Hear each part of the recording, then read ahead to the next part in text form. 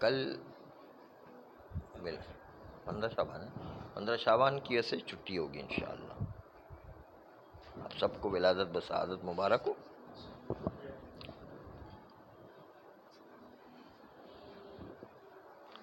اعوذ باللہ من الشیطان الرجیم.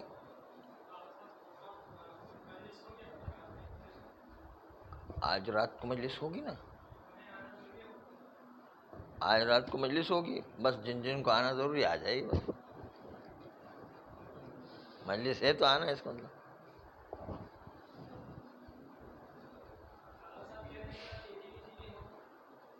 عیدی ہے کہ جو بیان سنیں گے وہی عیدی، اور کیا اس سے زیادہ اور کون سی اچھی چیز ہے؟ ہاں بہت بڑی دولت ہے. اصل دولت جو محفوظ رہنا ہے، ہمیشہ باقی رہنا ہے، قیامت تک آپ کی قبر میں بھی کام آئے گی، آپ کے برزخ میں بھی کام آئے گی، آپ کے میدان قیامت میں بھی کام آئے گی، آپ کو پول صراط میں بھی کام آئے گی، آپ کی جنت کے دروازے تک لے جائے گی، پھر جنت کے اندر بھی کام آتی رہے گی. تو ایسی دولت سے زیادہ اور کون سی بہتر دولت ہوگی؟ آپ بتائیے اب کون سی عیدی چاہیے؟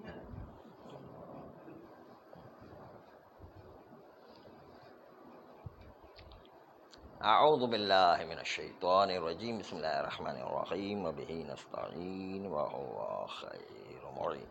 لا تنقضوا الیقین بالشک بل انقضه بیقین آخر.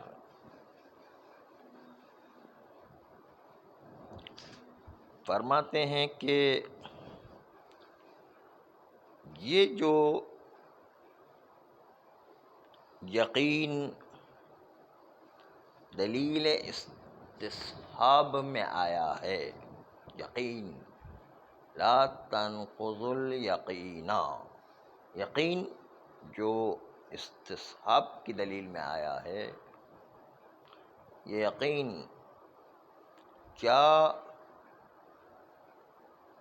یہ یقین یقینی وجدانی عقلی ہے 100% والا. یہ یقین سے مراد حجت معتبرہ ہے، جس میں بینہ و خبر واحد و دوسری اور چیزیں بھی شامل ہیں جو بھی حجت بن جائے، کیا حجت شرعیہ ہی کیوں نہ ہو. کیا یقین سے مراد یہ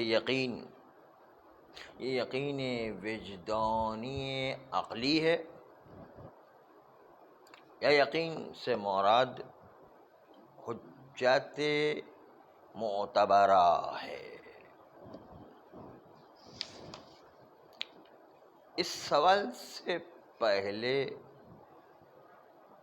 یہ مطلب کہ دلیل استصحاب میں 2 حکم ذکر کیے گئے اور دونوں کے دونوں ایک دوسرے سے تناقض رکھتے ہیں. یقین کو شک کے ذریعے سے نہ توڑو، بلکہ یقین کو یقین سے توڑو، اس کے نتیجے میں تناقض پیش آتا ہے. تو اس تناقض کا حل کیا ہے، اس سلسلے میں یہ بات چل رہی ہے. کیا یقین عقلی 100% وجدانی ہے، یا یقین حجت معتبرہ ہے جس میں یقین وجدانی بھی شامل ہے اور یقین وجدانی کے علاوہ خبر واحد و بینہ و اس قسم کی چیزیں بھی شامل ہیں؟ اگر ہم فرض کریں کہ یقین سے مراد 100% یقین اور اس میں حجج معتبرہ شامل نہیں ہیں، تو اس وقت حدیث کا معنی یوں ہوگا کہ لا تنقض الیقین بالشک، یقین جو 100% آپ کو آیا تھا، جو یقین آپ کو وجدانی عقلی طور پر آیا تھا، اس کو آپ شک کے ذریعے سے نہیں توڑ سکتے ہیں، بل انقضہ بیقین آخر، بلکہ اس علم وجدانی عقلی کو دوسرا علم وجدانی عقلی آ کر توڑ سکتا ہے۔ یہ حدیث کا معنی کب کہ یقین کا معنی 100% یقین عقلی وجدانی کریں۔ لیکن اس پر ایک اشکال وارد ہوتا ہے، اور وہ اشکال یہ ہے کہ کیا اس یقین سے آپ کی مراد قاطع نہیں ہے؟ جو قاطع 100% عقلی وجدانی ہوا کرتا وہ نہیں ہے؟ اگر وہ قاطع ہی مراد ہے، قاطع یعنی یقین، تو آپ نے خود نے، آغا شیخ مرتضی انصاری نے خود نے رسائل میں کہا تھا کہ قاطع وہ چیز ہے کہ جس کی حجیت ذاتی ہے، شارع اس کو اس بات بھی نہیں کیا کرتا ہے اور نہ نفی کیا کرتا، اس لیے کہ اگر شارع کہے کہ الیقین حجتون، تو یقین کی حجیت ذاتی عقلی ہونے کے ساتھ شارع کا یہ قول لاغو ہو جائے گا، کیونکہ پہلے سے عقل نے عقلی وجدانی 100% قرار دے دیا ہے، حجت قرار دی ہے، حجت ذاتی ہے۔ شارع آ کر کے اس کو حجت پھر بنائے تو تحصیل حاصل لازم ہوتا ہے۔ اور اگر شارع کہے کہ نہیں، الیقین العقلی الوجدانی لیس بحجت، تو اس کا نتیجہ یہ ہوگا کہ تناقض لازم آ جائے گا کہ عقل کہہ رہی ہے کہ حجت ہے اور شریعت کہہ رہی ہے کہ حجت نہیں ہے، تناقض لازم آ جائے گا۔ اس لیے عقل کی حجیت ذاتی ہے، شارع نہ اس بات کر سکتا ہے نہ نفی کر سکتا ہے۔ آپ نے پہلے ہی رسائل میں قاطع کی بحث میں یہ بات کی تھی، یعنی اس کا مطلب یہ کہ قاطع میں شارع کی دخالت نہیں ہے، مطلب تو یہی ہوا، قاطع کی حجیت عقلی طور پر ذاتی ہے، شارع کی قاطع میں دخالت نہیں ہے، جو رسائل میں ہم پڑھ چکے ہیں، قاطع کی حجیت ذاتی ہے۔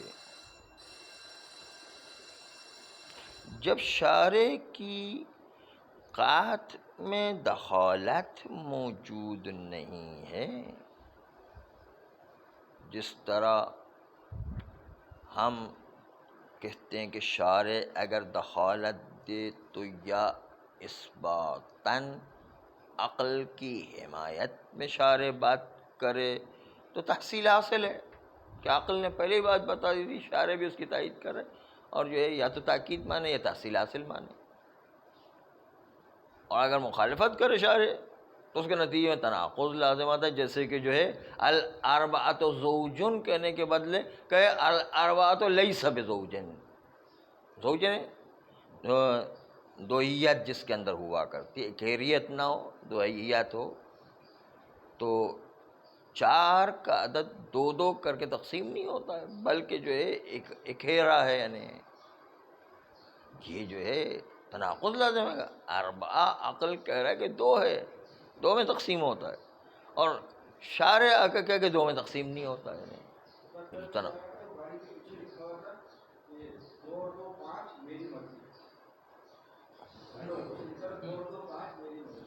ہاں جس کی عقل خراب ہو جائے اس کے لیے تو کوئی بات نہیں، ٹھیک ہے، اس کے لیے تو اس کی مرضی ہے، تو اس کو کون یہاں چھوڑ، ہاں کچھ بھی کر دے۔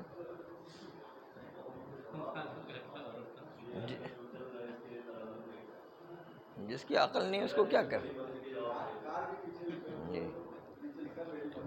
وہ اس سے وہ میں ایک لطیفہ یاد آ گیا کہ جو ہے ایک صاحب، ان کی بیوی نے ان سے پوچھا کہ میں مر جاؤں تو تم کیا کرو گے؟ کہا میں تو پاگل ہو جاؤں گا. پاگل تو ہو جاؤ گے لیکن یہ بتاؤ کہ تم شادی کرو گے دوسری یا نہیں کرو گے؟ کہا پاگل آدمی کا کیا بھروسہ، سب کچھ کر سکتا ہے. پاگل آدمی کا کیا بھروسہ ہوتا ہے؟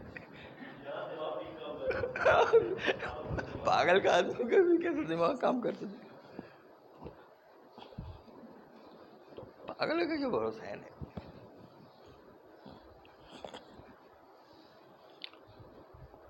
فرماتے کہ جو ہے آپ نے خود نے کہا، شیخ انصاری صاحب سے کہہ رہے ہیں کہ آپ نے خود نے کہا کہ عقل کی بحث میں کہ قاطع حجیت ذاتی رکھتا ہے،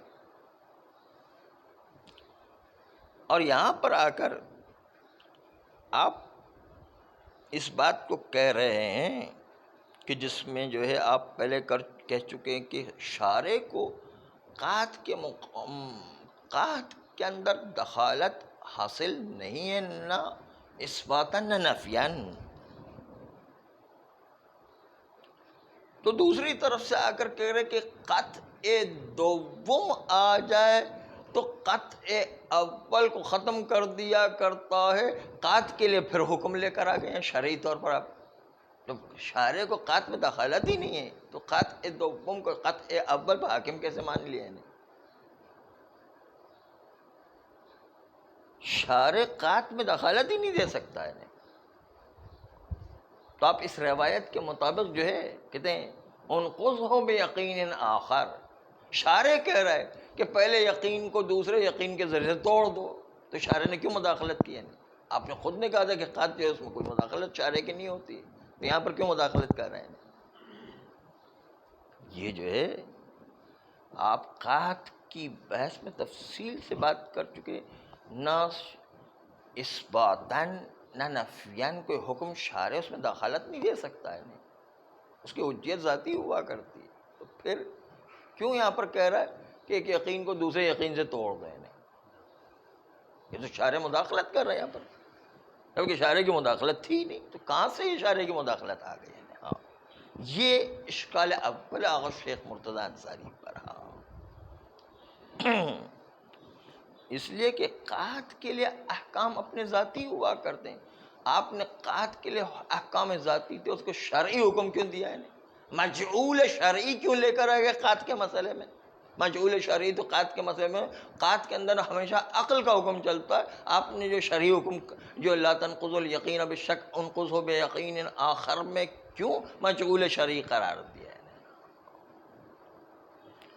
یہ اشکال تھا آغا شیخ مرتضی انصاری پر.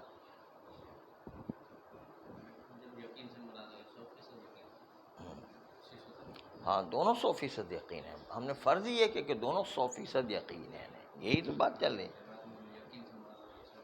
ہاں ابھی تو فی الحال ایک فرض لیا ہم نے کہ اگر ہم یقین سے 100% یقین لیں تو یہ معنی ہو جاتا ہے. پھر تو اشکال وارد ہے کہ ہم یہ کہیں گے کہ شارع کو تو یقین میں دخالت دینے کی جو ہے اجازت ہی نہیں ہے، تو یہاں پر شارع کیوں مداخلت کر رہا ہے؟ اور شارع کی مداخلت بتا رہی ہے کہ یہاں پر حدیث شرعی قطع کے مقابلے میں کیوں مداخلت کر رہی ہے. یہ اشکال لازم ہے جو کہ آپ خود کہہ چکے کہ قطع کی حجیت ذاتی نہ اثباتاً نافیاً کوئی حکم نہیں لا سکتا شارع نے. یہاں کیوں حکم لے کر آ گیا نہیں؟ پھر اس لیے ہم جواب میں یہ کہیں گے کہ ہم مجبور ہیں کہ انقضہ بیقین آخر کا معنی یہ نہ کہیں کہ عنوان ثانوی عنوان اولی پر عارض ہو گیا ہے. عنوان اولی تھا کہ کپڑا پاک ہے یقیناً،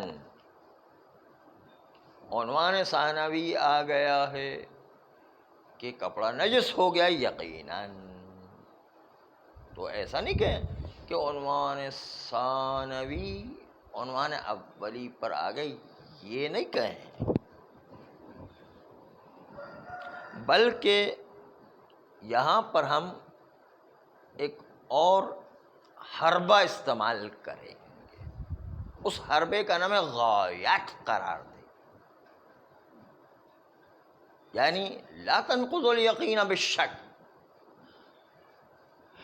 مگر یہ کہ اس یقین کو شک کے ذریعے سے نہ توڑیں. اس کی غایت یہ کہ دوسرا یقین نہ آ جائے. تو دو حکم میں ہم دو حکم مانتے ہی نہیں ہیں.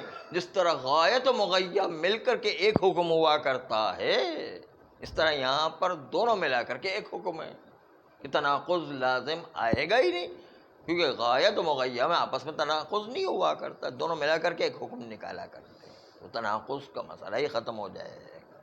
یعنی یوں کہیں گے لا تنقض الیقین بالشک حتی انقض الیقین بیقین آخر، یہاں تک کہ کوئی دوسرا یقین آ کر کے نہ توڑ دے. یقین کو دوسرا یقین آ کے نہ توڑ دے، تب تک جو ہے آپ یقین کو شک کے ذریعے سے نہ توڑے. تو اس میں ایک ہی حکم آئے گا، تناقض وجود میں ہی نہیں آئے گا. مغیہ اور غایت کو ملا کر ایک ہی حکم آئے گا کہ شک کے ذریعے سے یقین کو نہ توڑے، جب تک کہ یقین کو یقین آ کر کے نہ توڑ دے. یہ تو تھا اس اشکال کا جواب کہ جب دونوں یقین کو 100% عقلی وجدانی مانے. اب ہم شروع کریں گے اس بات کو کہ یقین سے مراد حجت معتبر، چاہے شرعی ہو چاہے غیر شرعی، سب کے سب حجت معتبر عام لے لیں. یقین سے مراد اس وقت جو ہے کیا صورتحال پیش آئے گی وہ انشاءاللہ کل عرض کریں گے. ماشاءاللہ.